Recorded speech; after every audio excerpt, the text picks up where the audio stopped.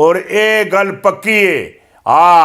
बिलावल दी मौजूदगी विच बिलावल दी मौजूदगी विच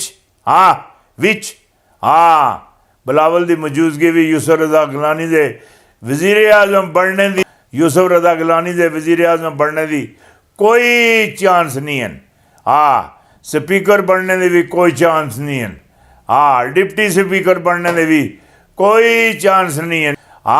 वज़ीरां ते जाके आम वज़ीरां ते जाके अगर गुजारा होंदा है फिर ठीक है।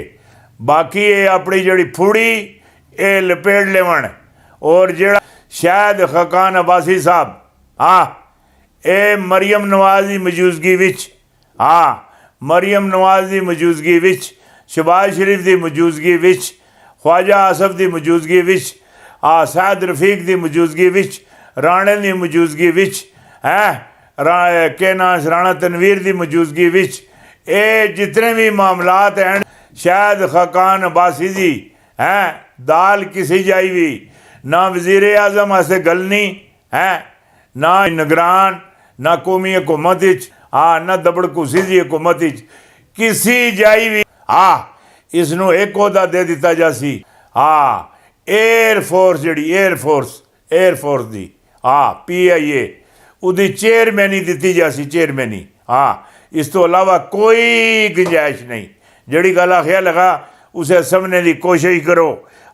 तीन खुशखबरियाँ तीन खुशखबरियाँ पेट्रोल कोले के नए ज़ख़ैर दरियाफ़त तेज़ तरीन रेलवा ट्रेवल ML1 शुरू चीन की अमेरिका के ख़िलाफ़ नए फतवात ये बड़े मामलात हैं थोड़े नहीं हैं वड्डे बहुत ही वड्डे। वज़ीर आज़म इमरान खान की ज़िंदगी का वो आज जो खुद नहीं जानते जड़ा मामला वो नहीं जानते नहीं जानते। जमीमा को तलाक देने की 3 वजूहत इमरान खान का अजीम कारनामा है। जड़े मामलात हैं जड़े तारीफां दे जड़े पुल अगे पिछे लोग बनने उन्होंने मजबूरियां हैं मजबूरियां और जड़ी जमीमा हैगी ये गुल्लू सुल्लू किते वास्ते प्यार मोहब्बत किते वास्ते बच्चों की जजात गठी किते वास्ते नहीं आई ना ना ना ना एम मिशन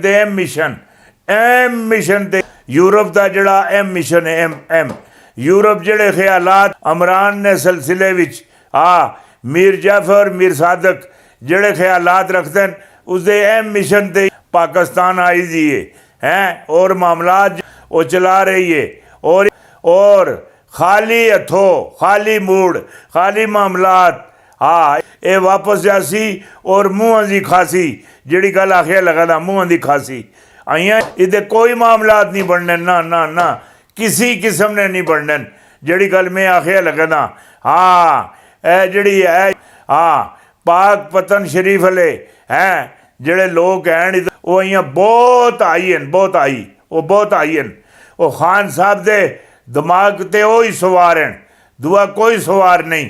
जड़ी गल आखिया लगे ना 100% ये 10% 20% नहीं 100% ये बाकी एवं वेलियां गल्लां हैगियां वेले मामलात है इन्होंने मेरी गल सुनी कि चलो चलान दिओ जड़ी गल आखिया लगा ना समझने की कोशिश करो। हुण जिहड़ी गल तुहाडे नाल मैं करनी चाहना या तुहानूं दसनी चाहना ये भी काफ़ी अरसे जी मैं तुहाडे कोलों छुपा लगा के रखी जी।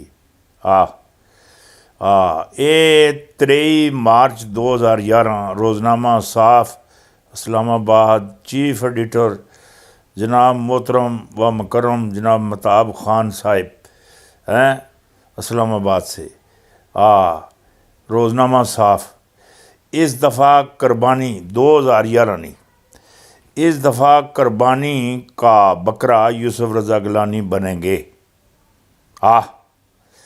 इस दफ़ा कुर्बानी का बकरा यूसुफ रज़ा गिलानी बनेंगे।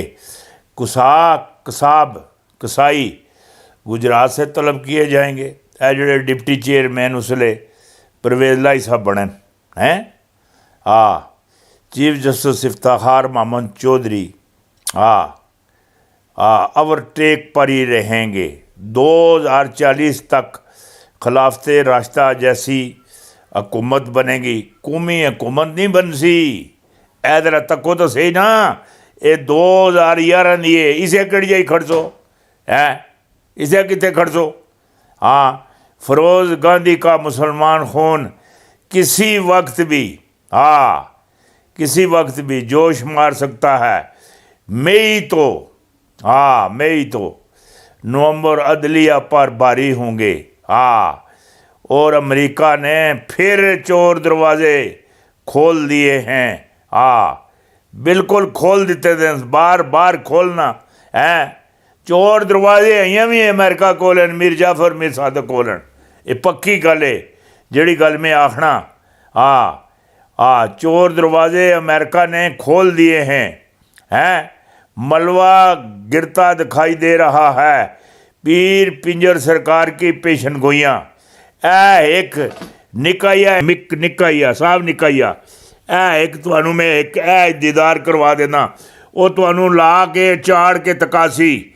ये बड़े अरसे तो छपा लगा के रखिया सी, छपा लगा के ये आया नहीं हथां तले। इस वास्ते आस्ता आस्ता ये चीज़ां मैं तुहानू तकांदा रहना, ये ला के तुहानू इंशाअल्लाह बेफजले ताला ये एक एक चीज़ तुहानू ये तकासी।